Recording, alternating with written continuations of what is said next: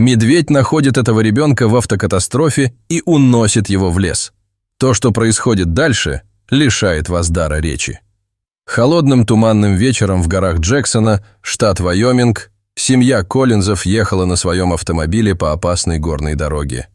Джеймс Коллинз крепко сжал руль, костяшки его пальцев побелели от напряжения, в то время как его жена Сара сидела рядом с ним, не сводя глаз с коварной дороги впереди, мертвый.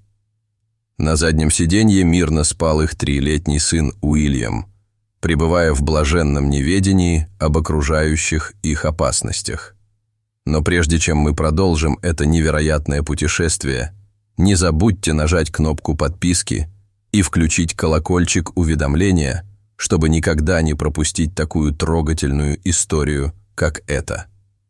То, что началось как легкая морось, превратилось в проливной дождь, закрывший Джеймсу обзор дороги.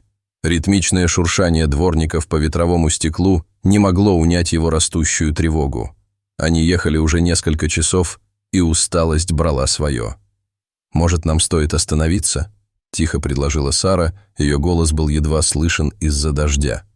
Джеймс покачал головой. «Мы почти на месте. Осталось всего несколько миль». На крутом повороте шины потеряли сцепление со скользким асфальтом.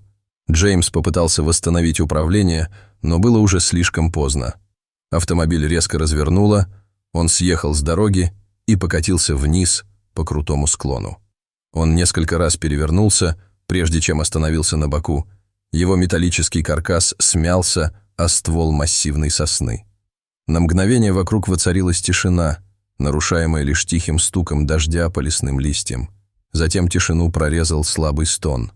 Уильям, все еще надежно пристегнутый к своему автомобильному креслу, начал тихо плакать, сбитый с толку и напуганный хаосом.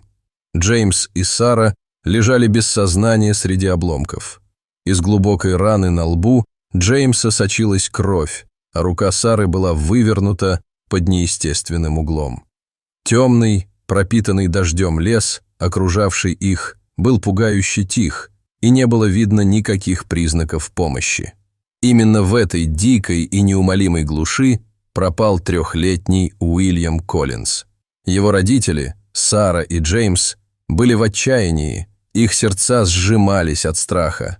Поисковые группы без устали прочесывали местность, но через 2 ночи надежда начала таять.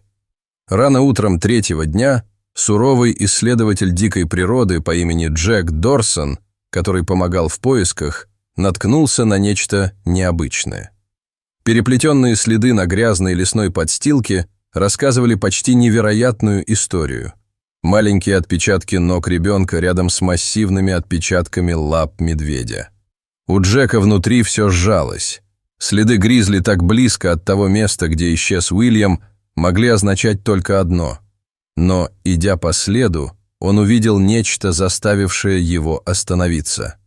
Следы не были разбросаны в панике, а скорее двигались так, как будто эти двое, ребенок и медведь, шли вместе. Тропа привела Джека к уединенной пещере, скрытой под выступом поросших мхом скал. Собравшись с духом, он заглянул внутрь, и его фонарик осветил необычайное зрелище. Там, свернувшись калачиком в густой шерсти медведя-гризли, лежал Уильям. Мальчик крепко спал, положив свою маленькую ручку на лапу медведя. Медведица, огромная самка с добрыми настороженными глазами, не рычала и не нападала. Она просто посмотрела на Джека, как бы говоря: «Со мной он в безопасности». Джек опустился на колени, его голос дрожал. «Уильям». При звуке своего имени мальчик пошевелился, но не заплакал. «Мальчик».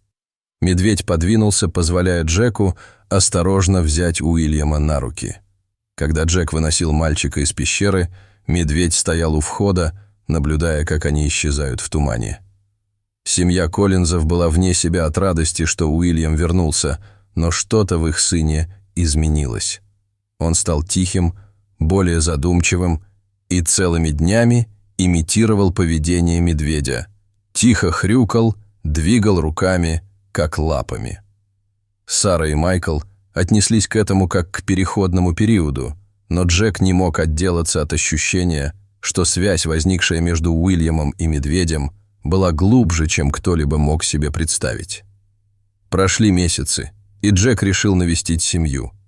Он принес известие о том, что Гризли, спасшая Уильяма, которую он называл хранительницей, была переведена в заповедник, чтобы защитить ее от охотников. Джек подумал, что было бы неплохо привести Уильяма повидаться с ней. Когда Уильям прибыл в приют, хранительница сразу узнала его. Она подошла к ограде, нависая над мальчиком своей массивной фигурой, но ее взгляд был нежным. Уильям протянул руку, и, ко всеобщему изумлению, страж ответил низким ракочущим звуком, похожим на медвежье приветствие. Это был первый раз, когда кто-либо видел такую связь между человеком и диким медведем. Когда Уильям подрос, его визиты в заповедник участились. У хранительницы появились медвежата, и Уильям привязался к ним так же, как к ней. Джек и команда исследователей начали изучать эти уникальные взаимоотношения. Они поняли, что Уильям обладал врожденной способностью общаться с медведями, используя жесты и звуки, которые животные, казалось, понимали. Это была не просто мимикрия, это был мост между видами. С годами связь Уильяма с Гардиан укреплялась, как и его понимание мира природы. Когда в регионе наступила сильная засуха, животные в заповеднике стали беспокойными и агрессивными, поскольку ресурсы истощались. Уильям, которому сейчас 7 лет, наблюдал, как опекунша вела своих детенышей к сухому руслу ручья. Он последовал за ней, повторяя ее движения, и заметил, что она копается в земле. Уильям, не колеблясь, присоединился к ней, его маленькие ручки зачерпывали землю. Вскоре из скрытого источника забурлила вода. Хранительница знала, что оно там, и благодаря их связи она привела Уильяма к нему. Это открытие спасло святилище, и слухи о необычайной связи Уильяма с Хранителем распространились далеко и широко. Ученые, защитники природы и даже скептики, такие как Хэнк Граймс, местный фермер, который когда-то выступал против создания заповедника, пришли посмотреть на мальчика, который умел говорить по-медвежьи. Отношения Уильяма с Гардиан повлияли на всю его жизнь. Став молодым человеком, он посвятил себя охране дикой природы, используя уроки, полученные в Гардиан, чтобы преодолеть пропасть между людьми и животными. Потомки хранительницы остались в заповеднике, передавая ее наследие доверия и понимания. Десятилетия спустя Уильям вернулся в заповедник, став мировым лидером в области охраны природы. Хранительница давно ушла из жизни, но ее дух продолжал жить в ее правнучке Авроре. Когда Уильям приблизился к ее вольеру, она неуклюже подошла, чтобы поприветствовать его, точно так же, как это делал опекун много лет назад. Уильям опустился на колени, положив руку на ограду. «Спасибо тебе», – прошептал он хриплым от волнения голосом. «За все». Аврора тихо зарычала. В ее янтарных глазах отразилось заходящее солнце. И когда Уильям посмотрел на святилище, место, наполненное гармонией между человеком и природой, он понял, что связь, которую он разделил с Гардиан, была больше, чем просто узами. Это было обещание защищать, понимать и чтить необыкновенные отношения между людьми и дикой природой. Итак, ребята, поделитесь с нами своими мыслями и суждениями в разделе комментариев ниже. Не забудьте поставить большой палец вверх и подписаться, и увидимся в следующий раз.